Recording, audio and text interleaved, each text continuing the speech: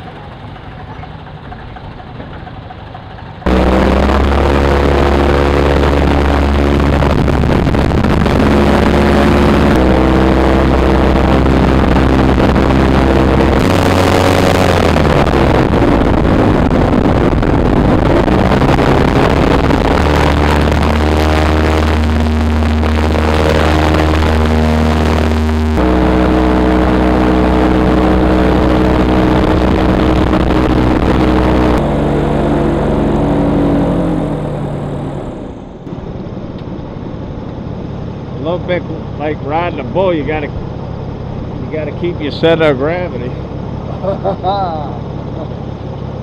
Yeah, you felt that? It's not like riding a boat, huh? Really, different. It is different.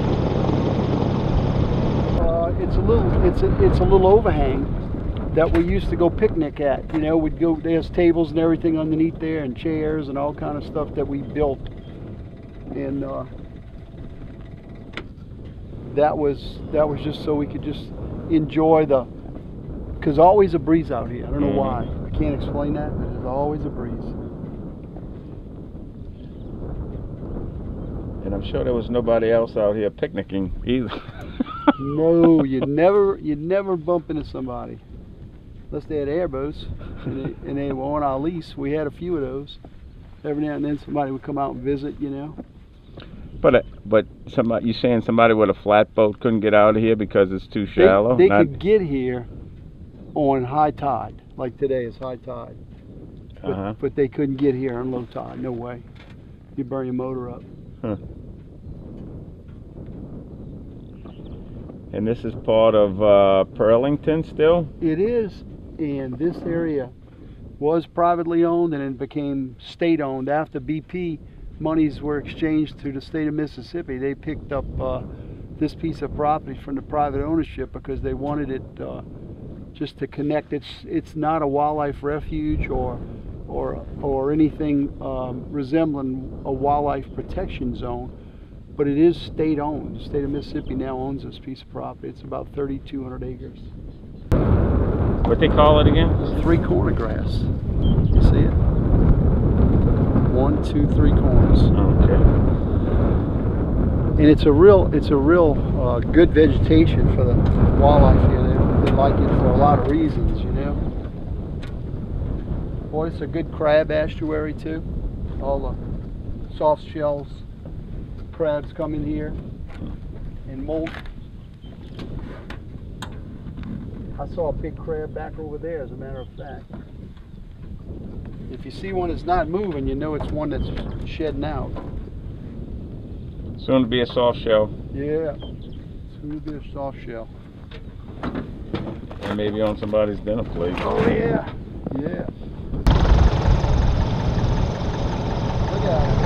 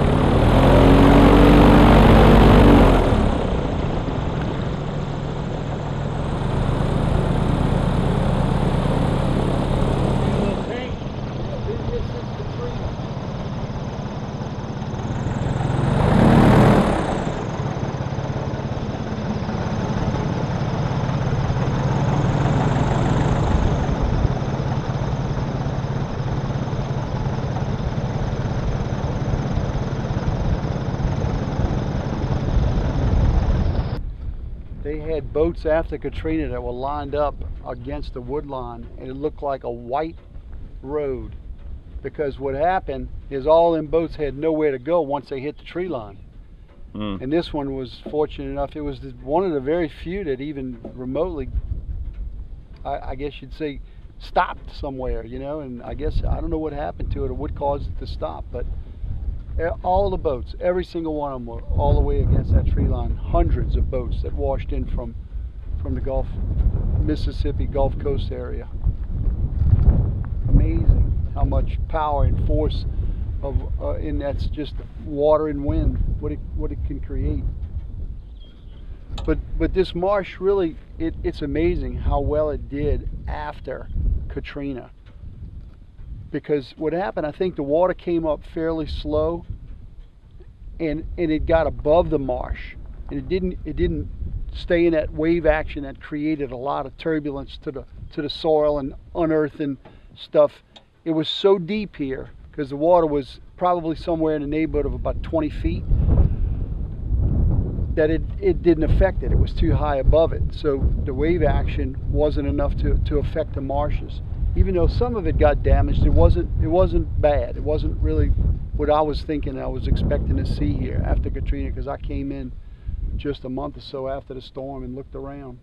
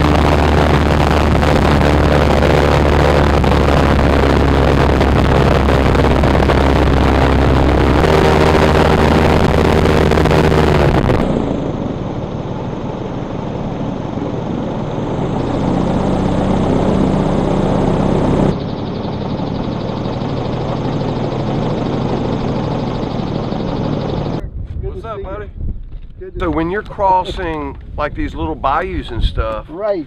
there was no transition. No. It was all just, you just floated right across. Well, actually, we hit a few bumpy spots. It was Yeah. nice. Mike said the water's not high enough. Not high enough for that. Oh, really? But almost, it's getting close. Particular boat, you're probably looking at about 20.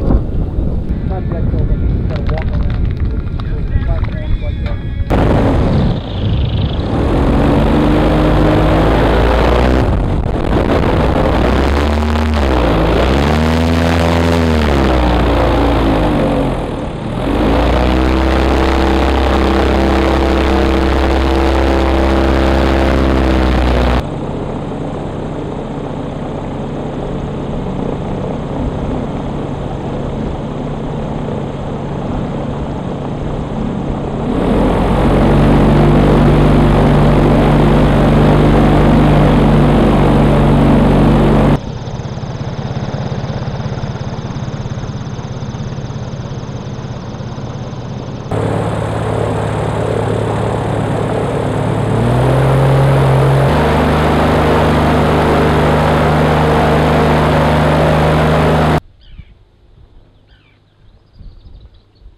Got any surface or what? Oh yeah, I got 3 bars.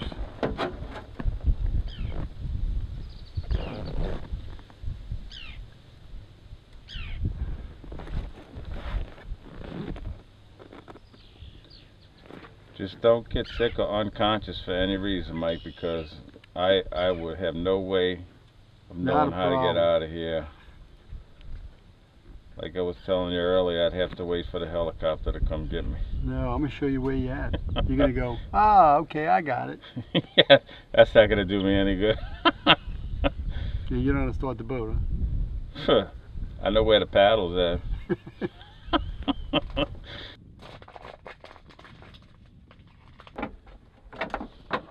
This gauge, I don't trust the electronic gauges, but this one don't lie.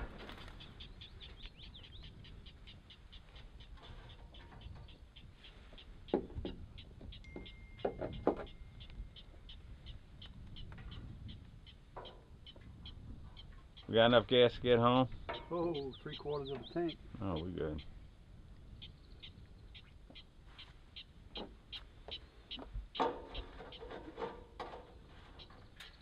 Plenty fuel. Plenty.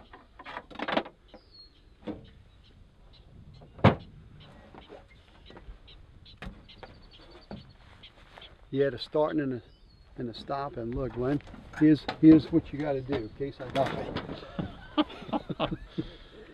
This you want down. This is the throttle. You only pick it up when you want to kill the engine. So these are the mags, which are like igniting systems for this engine. You put one mag on, and you turn the key to the start position. You turn it. When the motor starts and turns over, you flip the other mag. So let's try it.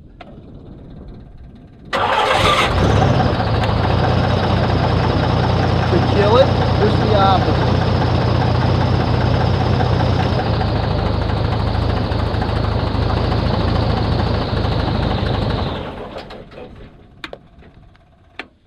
See how we pulled that choke up just now? That's it. You go back down. That's it. That's your starting and stopping. Now I'm an airboat expert. Oh yeah. I might have to take you back in the ponds to go. You want to go drive it? Not really. I'm good. But I appreciate the offer. Maybe if you wanted to drive, we'd take you in someplace where you can't get yourself in trouble. Yeah, like that new lawnmower I got. I can't, You got skid steer? I can't use that either. Not as proficient as you want to be. Huh? Right. Anyway, I appreciate the boat ride. Like I was saying, it's not on my bucket list, but certainly I've never been on an airboat, so this was enjoyable. I appreciate it. Yeah, we went on a good little tour too. That marsh is water's up. It's not uncomfortable ride where when the water's completely blown out, like in the winter, you're running across either in bayous or you're running dry ground the whole way, you know. But yeah, the boats are equipped to do that. Not all of them, but most of them are. Nowadays they build them with enough horsepower in them to take them across the marsh.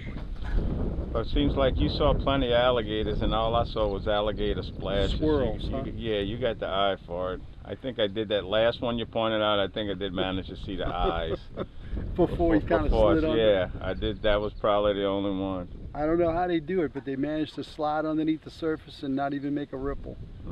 They're just so skilled at, and I guess that's for sneaking up on prey. They don't want to have any kind of splash. But when they take off, you can see some of them as we're running up on and approaching, getting close. It spooks them, and of course they trying to get out of harm's way, flying underneath the surface of the water. Anyway, it's been a great tour guide. I appreciate it. Oh man, I'm glad to have you on board.